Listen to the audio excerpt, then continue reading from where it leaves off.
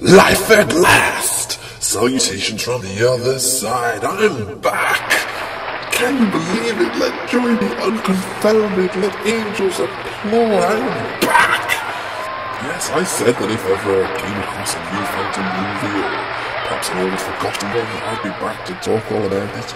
And this time, we can thank a young fellow named Josh Coupland, because he has found me something. You know, I really like Song at Midnight. I've gone on record before about it. Out of all the Phantom spin-offs, I think really this is the best one, to be fair. It took the classic story and it put its own spin on it, and actually was a pretty damn good story in its own right. It invented the whole acid-in-the-face scarring business, but I don't think it's ever been done quite as well as in Song at Midnight. Just how Phantom has been remade millions of times in all sorts of different versions. Song at Midnight has actually, for Chinese audiences at least, been remade a great many times as well. So of course we had Song at Midnight in 1937 and the famous remake of Phantom Lover in 1995. But between those time periods there has been a whole bunch of remakes. Unfortunately, they're either lost or just unavailable, never released for sale, or you can only get them in China. I don't know, they are really hard to track down. But thanks to Josh Coupland, we have the 1985 version of Song at Midnight, or Singing Midnight as I believe its title is, I'm not exactly sure. Unfortunately, this version has no subtitles, but I will live with that. I mean, the original Song at Midnight subtitles are so useless, I might as well not have them turned on. And now I'm familiar with that film and Phantom Lover, I got a pretty good idea how the plot goes. This 1985 version is pretty much a very close remake of the 1937 film, so if you've seen that, or at least seen my review of it, you should be able to follow this quite well. So again, no subtitles, so I can't make any jokes about any bad dialogue because I can't understand the dialogue. I'm going to have to approach this purely on a visual level and how well I think it follows the plot of the original. Starts off with all kinds of weird montages. This is a visually striking film. It's got a really neat look to it. It kind of looks like something that came out in the 1960s. It sort of reminds me of a Hammer horror almost. And the opening scenes very much remind me of the Herbert Lom version, where you've got the camera moving very slowly through these creepy locations. By the way, this review will feature major spoilers for this, so if you've got any interest at all in watching this, it is actually on YouTube, so follow the link on this page. I'm sure I've put a link to it somewhere so you can check it out. So go and watch it and then come back to me if you've got any interest at all in seeing this. I do recommend it. But if you're lazy and you want the Cliff Notes edition of this movie, okay, carry on watching, but don't say I didn't warn you. So, just like in the original Song at Midnight, we have a female kind of protagonist. I believe her name is Xiao Xiao. I don't know, I'm no good at Chinese. And she wanders the street at midnight following this singing. I don't know what he's singing about. Maybe it's about walks and foxes and duckweed aquatically. I don't know. We can but hope. She goes into the old abandoned theatre and then this happens. Which is quite cool. We don't normally get the sort of Phantom as a magician kind of thing in many versions, least of all the Chinese ones. But yeah, I thought that was cool.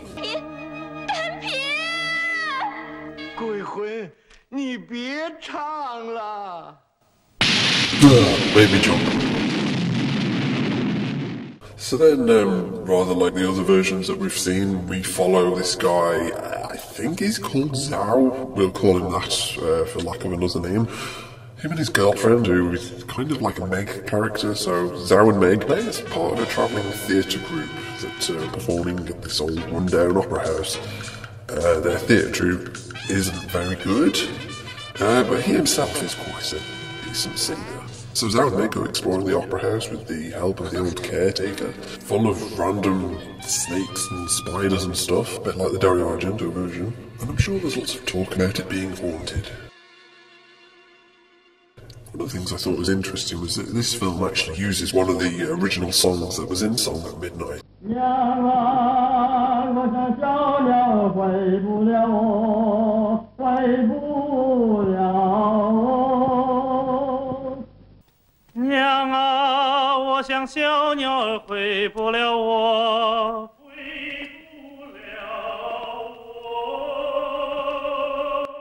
So this really is actively trying to be a close remake of that movie.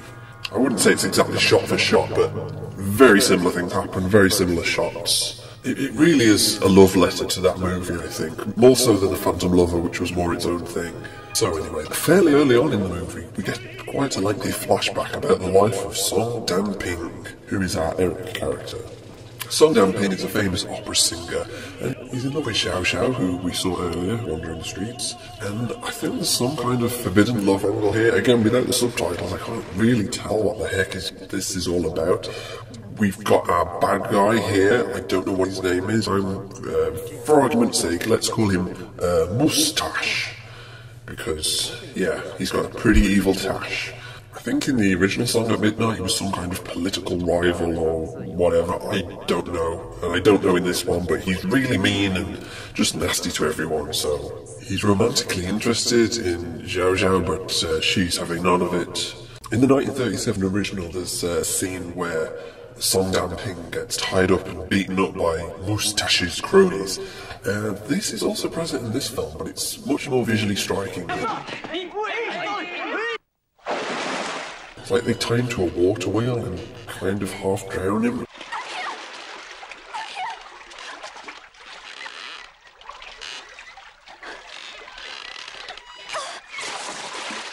Then Xiao Xiao tries to rescue him. She falls over and just magically finds this big butcher's knife, and they're thinking, okay, maybe she's going to cut the rope.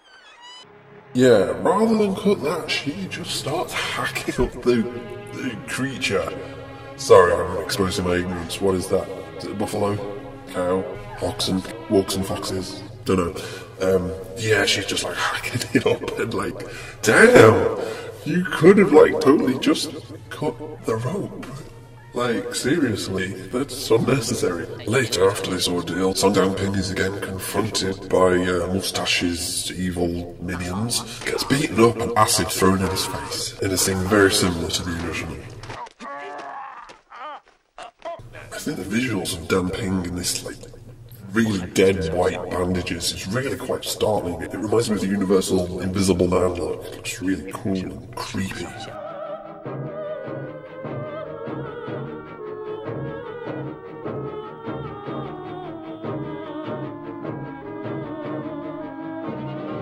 For some reason, rather than going to hospital, they treat him at the theatre. I mean, possibly Mustache's bad guys are out to kill him, so maybe he's in hiding, I don't know. I just thought that was a bit odd. And we get a reconstruction of really what I think was one of the best scenes in the original, when Song Dan-ping has his bandages removed and he sees his face for the first time.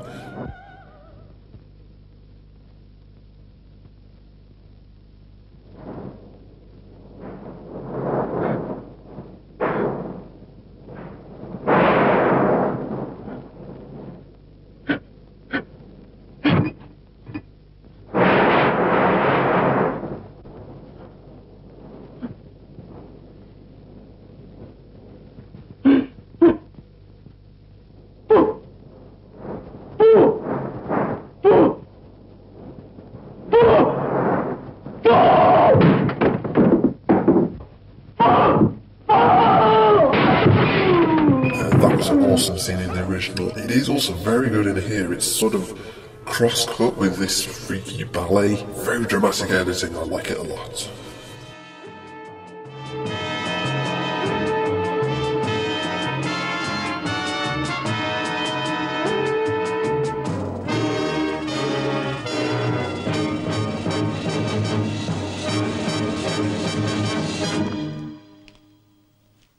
What's up?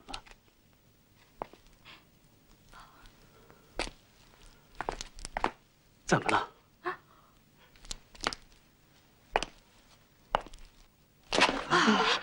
我怎么了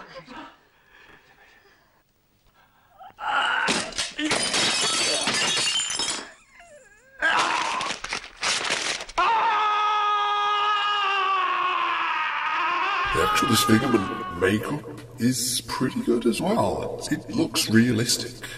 When Zhao finally meets Song Dan-ping, it's very similar look to the original. He's in these long black robes. It's only got one eye showing. It's kind of like an inverted Gerard Butler. Interestingly, the 1995 Phantom Lover also went for a similar look, so obviously that was an influence on that. The two main actors in this, I don't know their names unfortunately, I know very little about this, but they're both really good. The Song Dang-ping character is a great actor, he's like the original, very expressive voice, he really gets the pain and torment that comes through in his voice. 活着的生命，我活着，他们早已把你当成了仇敌，当成了恶魔，孤独。 I mean, all phantoms need a good phantom voice, don't they? And also Xiao Xiao, she's very pretty, got a very blank, mournful expression throughout. She really does get to you. I mean, I can't go into too much detail about this because I've already covered it in Song at Midnight and Phantom Lover, and just for the benefit of those who haven't seen my other reviews, Song Dang-ping's whole master plan is that obviously he's hiding out. Xiao Xiao believes that Dang-ping is dead, and because he's all scarred and everything and he's got a gross face, he doesn't really want to go and see her. She's gone mad in the intervening years.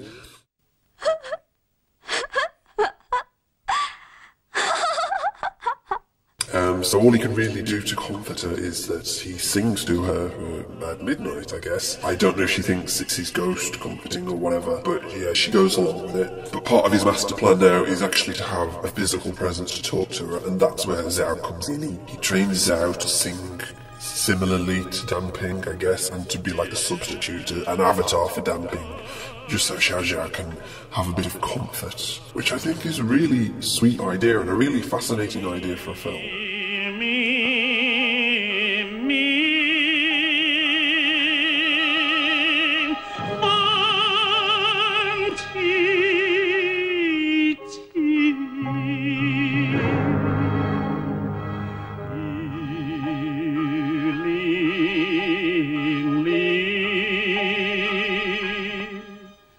I would love to see this actually remade for Western audiences in English, because I think this whole story transplants quite nicely perhaps into Victorian times or 1930s Europe. I mean, the look of the film itself it's not all that Chinese, it's very European, and it's also trying to ape the 1937 movie quite a bit.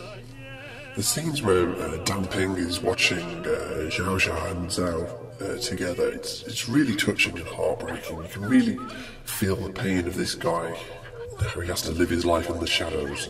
Talking of shadows, this is probably my only criticism of this movie. It's incredibly dark, like as in you can't see much. It's not lit very well.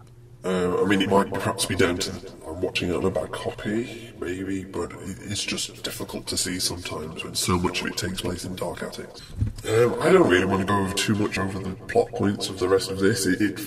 Especially as it gets towards the end, it follows Song at Midnight pretty much beat for beat.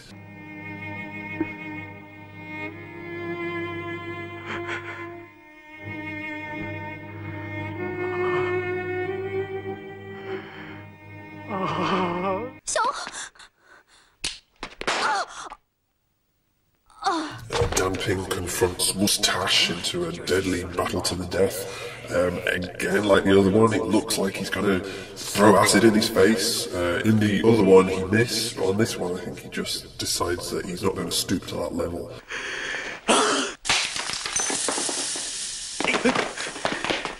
I think Mustache deserves a face full of acid for all the suffering he's put on Dang-ping.